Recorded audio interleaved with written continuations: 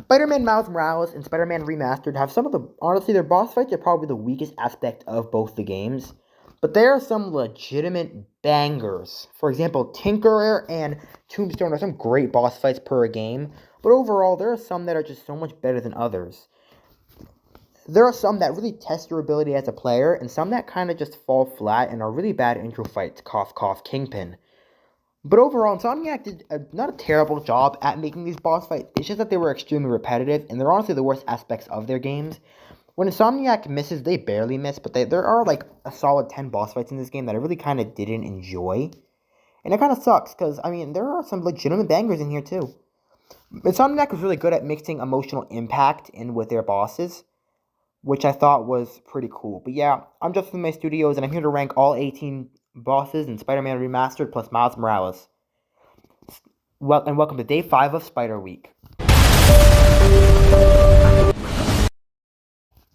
So yeah, I'm not counting a bunch of the chase sequences. I'm also not counting if it doesn't test your ability as a player, I'm not counting it. So I'm not counting either of the Mr. Negative fights. But I am going to be counting the Screwball fight because that's kind of an important part of the City That Never Sleeps. And it's also an actual test your ability with the Screwball challenges, which is why I'm going to be testing it out here. But yeah, starting off with number 18, Kingpin. This is just a glorified big enemy. Can we be honest? All you really do is you just swing at him, and that's about it. Phase 2, he comes in with some groups of enemies, but honestly, it's just not a notable fight. The fight is extremely repetitive, and it's overall just a boring fight and all. This is a pretty cool intro to the game. I admit that it's not a bad intro to the game at all. I really enjoyed the section before this, but overall, Kingpin, it just doesn't test your abilities. It's meant to teach you your abilities, so I understand that, but there are some other boss fights on this list that would have been more suitable. Maybe if they were made a little easier, they could have definitely been suitable for a number 1 boss. But overall, Kingpin is just not a good boss. Probably the worst boss of both games, and overall, I hate this fight. Number 17, Screwball. So I have a few issues with Screwball. Number 1 is it's not an actual boss fight, and I barely made it count. The only reason I counted it is because it really tests your abilities with the Screwball challenges, but we already had our abilities tested 9 times. Plus the final 2, we had our ability tested 11 times, which is literally crazy, because you wouldn't think that they would do that, but they did. I didn't mind the 11 challenges, but I also kind of got annoyed because it's kind of stupid how they did that many times. In fact, I actually know. I think there were 14 Screwball challenges overall, which is crazy. This fight is more just timing, and it's not really. It doesn't to me really feel like a boss fight. It's more of just another Screwball challenge. But like I said earlier, I didn't really mind this. I also feel like it's kind of stupid how you lost if you didn't time it correctly, because at the end of the day, Spider-Man was not. There was no stakes. If they added a stake, like if you got a single one wrong, he'd blow up the crowd. Then I would have been like, oh, I understand. But they kind of just made it so that you automatically lose if you don't do the timing right, and it's kind of stupid in my opinion. Overall, doesn't test your skill, but it was fun to see Screwball get arrested, so I didn't mind this boss fight in the game. Number 16, Shocker. This boss fight, shockingly, was a really bad fight. I excuse Screwball because a Screwball was just end of it was there just to end of something, but Shocker has no excuse. This is an extremely repetitive fight. It's an easy fight. The only reason I gave it above Screwball, and just barely gave it above Screwball, was because this fight is, one, a little harder than that fight, and two, because I really like the bickering between the two and how it really leads to the story. This fight has everything bad with fights before it, but also adding in some more trash on top of it. I just really didn't enjoy this fight overall, and yeah, it sucked compared to other fights. Number 15, Taskmaster. Man, this fight actually sucked. There are 5 of these like really dumb fights that just have you attacking somebody. They don't spoiler alert, they don't make it higher on the list. But this is the worst and most egregious example. I really didn't enjoy this fight at all. Um, It was easy. It was easily cheesable. Some of the moves were kind of stupid, and overall, it was kind of just a boring fight. They led up to Taskmaster. The fact that Silver Sable gives a better fight than Taskmaster does is so idiotic, because Taskmaster is like a better fighter than Silver Sable overall. It doesn't make sense to me how Silver Sable is a better fighter than Taskmaster in these games. It's so incredibly. They're pulling a Black Widow. I swear to God. Overall, Taskmaster is just not a fun fight, and I really don't understand why some people really enjoy this fight, because I really didn't. Number 13, Rhino plus Scorpion. So I really enjoyed this fight when I played the game 3 times, but I don't love it anymore. I feel like this fight is kind of dumb because Rhino and Scorpion, it's really stupid. It's not a fun fight. It doesn't test your abilities. It's just about timing correctly, and it really is just run away, slam, run away again. Like it's just not a fight to me. It feels like a normal section of a normal boss. It just doesn't feel like it really tests my abilities. And I thought this fight more highly, but I really didn't care for it. And overall, I really wish I had liked this fight more, but I couldn't bring myself to really care about it, especially when compared to some later fights in this list that have a really big emotional impact. This fight really doesn't, and that's what this fight is missing. It's missing some like really cool epic moments unlike later fights, and I really didn't love this fight that much. Yeah, but on to number 14. But on to number 13. Prowler. Man, this fight is so overrated. Come on, man. This fight is basically just the same thing with Taskmaster, but it's a little more fun because it's unpredictable. This fight is probably one of the harder fights, and it really tests your abilities. I legitimately had trouble with this fight when I first did it. It really tests all your abilities and what you can do with your moves with Venom and Invisibility. The only issue is there are no major issues with this fight. It's just kind of not as good as the others. I would say it's a little repetitive and it lasts a little too long, but it's a really cool fight and has a pretty decent emotional impact on the story, especially with Miles and stuff. So just overall, I really didn't mind this fight. I mean, like, it's pretty cool to see Prowler and Miles fight. I liked how he copied Miles' tech. I liked how he used Roxxon tech. And it was a pretty well done fight. It just doesn't feel like a boss fight to me. Number 12, Hammerhead, easy. This is a pretty good boss fight. This is what Kingpin should have been. This fight is hard. It really gives you a challenge. The only thing is this fight kind of feels unfair sometimes. And it also is kind of repetitive at certain times. Like, it feels unfair to have 20 enemies gang up on you while Hammerhead is bashing in your skull. Probably in the top 3 harder fights in the game, but it's not as good as later on this list. And I also feel like this fight was kind of repetitive, especially when you compare it to later on this list. This fight is just attack Hammerhead. What I did was I build up focus, attack Hammerhead, rinse and repeat like 7 to 8 times. This was a tanky boss fight compared to some other boss fights. It's not like Taskmaster where 20 hits, it's over. This guy, you got legitimately nail into his head like 60 to 80 times. That metal in its head is really, really doing something, I swear to God. But, yeah, this is overall not a bad boss fight. This is when we start getting to the point where boss fights aren't terrible. They're more just not as good as they could be. But yeah, on to number 11, Sable. This is a pretty cool boss fight. It's honestly the best at testing your ability in the game. This is a test of restraint. If you don't restrain perfectly, then you're going to lose. If you try to attack where you're not supposed to attack, you're going to lose. Basically, you have to step on eggshells when fighting Sable, and you have to basically feel like Spider-Man and feel like you're actually making a difference. It's also that Sable's hits feel like they hurt, and it's a pretty cool emotional fight because they've been building up for the entirety of the main story, plus the entirety of the season Never Sleeps for you to fight Sable, and it was great just to get to bash Sable's skull in multiple times. It's also pretty interesting because Spider-Man almost legit. I think this fight was a tie, so it was pretty interesting to see someone like Silver Sable kind of wipe it with Spider-Man. Although I still don't understand why she was stronger than Taskmaster, but I think it's more of an issue with Taskmaster than it is an issue with Sable. Sable was just an overall really fun boss fight, and I didn't mind it very much, especially compared to the other boss fights that are just punch and run. Number 10, Dr. Octopus. So this boss fight is pretty interesting. The reason it's so high up on the list is because of its emotional impact, and I really loved this fight. If this were purely based on emotional impact, this would probably be my favorite fight in the entire game, but I have to even recognize this is not a fun fight. It's repetitive. You're playing on the hardest difficulty. This fight will literally repeat. Like, I think each phase will repeat 3 times, meaning you're having 6 phases of combat over and over and over, and it's not fun. It's challenging in a dumb way. If you just throw gadgets at him, he'll freeze up, and it didn't feel like you were fighting Dr. Octopus.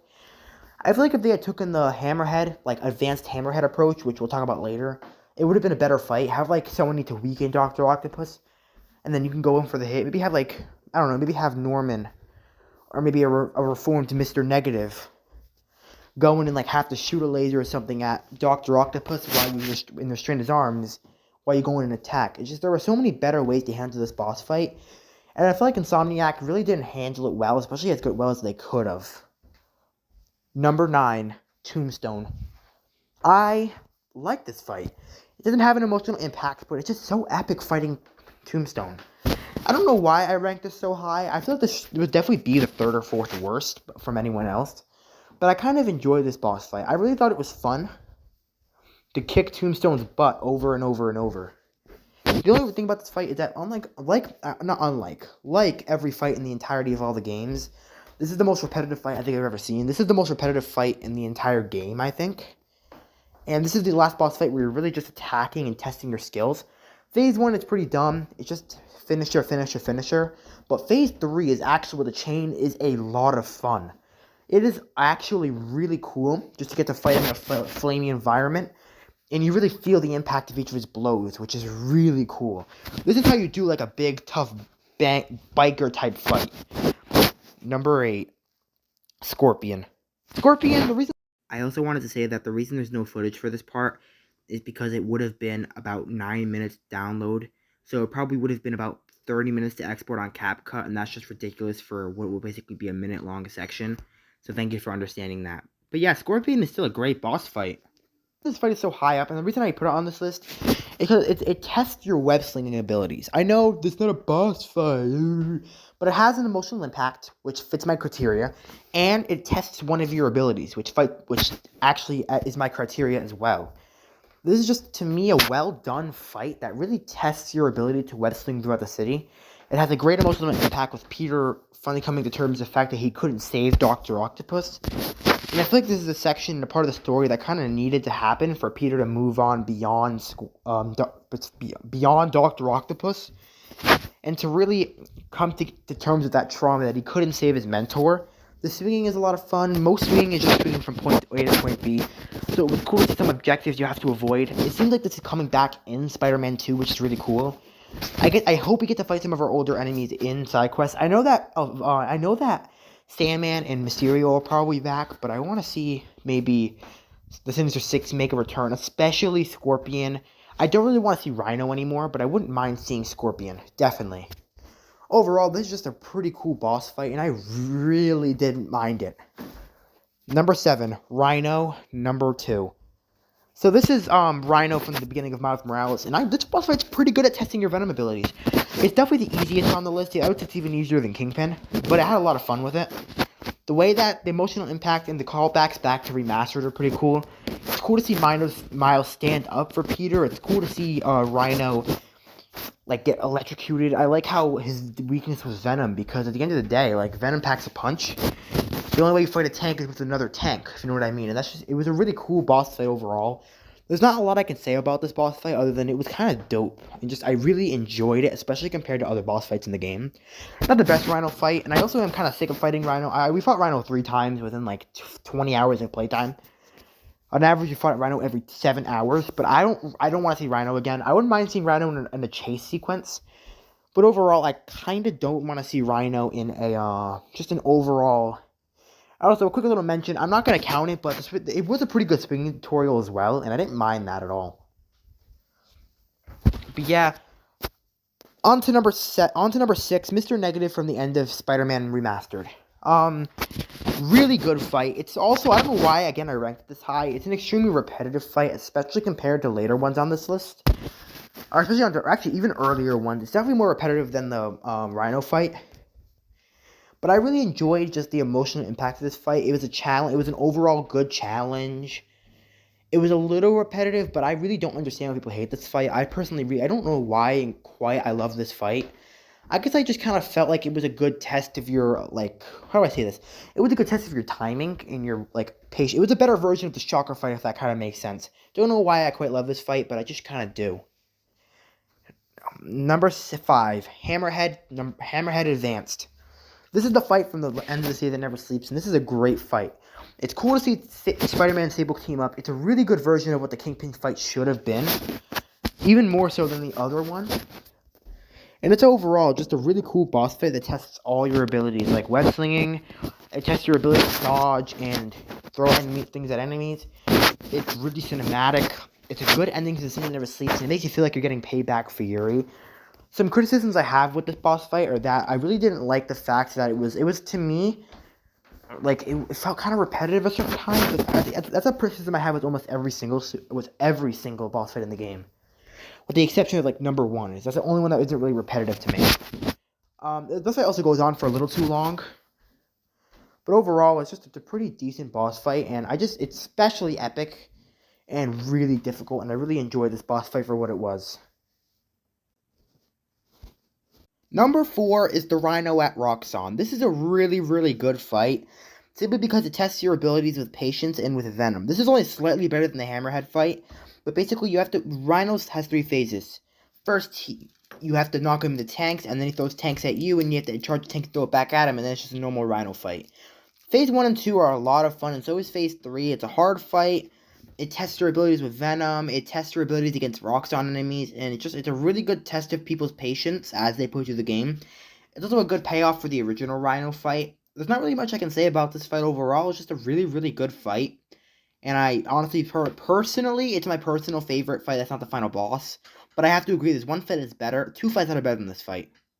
Number 3 and number 2. Electro and Vulture. The reason I'm counting this 2 fights is because at one point you're fighting 2 bosses. At another point you're fighting 2 bosses at the same time. But I'm gonna be honest with you, another reason I'm doing it, and it's a small reason, is because I kind of went overboard by 1 when I was making this ranking. It's not 18, it's actually just 17 bosses. But I still do think that these bosses do count as 2. So I really like Electros. They don't really work well by themselves, but together they create like the best fight in the game. Basically, you have Vulture coming in for attacks and Electro basically hammering into your skull 24/7.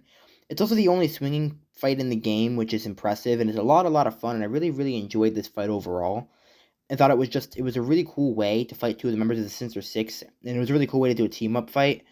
I kind of hope we see a version of this in Spider-Man 2 with maybe Venom, and where he fought Peter and Miles at the same time. That would actually be really dope.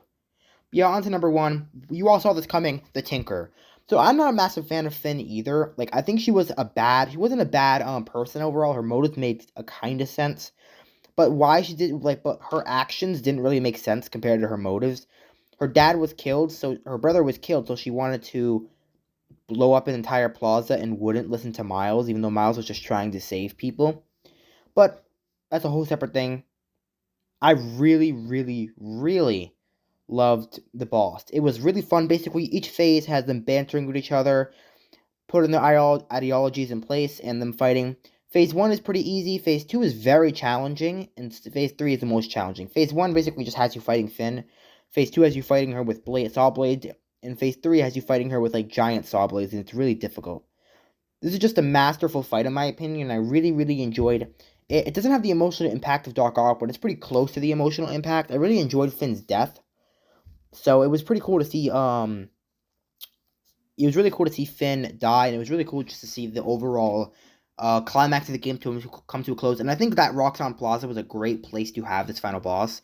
I don't rate him on emotional impact. This is just generally a very, very fun fight. But yeah, I'm just from my studios. Marvel Spider-Man, its weakest points of both the games are the bosses. Miles Morales has some pretty fire bosses. If you didn't notice, the game has like 5 bosses, and most of them were in the top 5. That's just because of how good the bosses are in this game. The only bad boss is Prowler. But overall, I really enjoyed the bosses in both games. They're not too bad. Spider-Man 2 is already looking to have better bosses. We only know of 1 right now, and it looks amazing. But yeah, I'm just from my studios. Thank you for watching. This actually is day 5 of Spider Week. Spider Week is already almost over for you guys. I'm filming this a few days before Spider Week starts. But yeah, I'm just in my studios, and stay electric. See you guys in day 6 of Spider Week.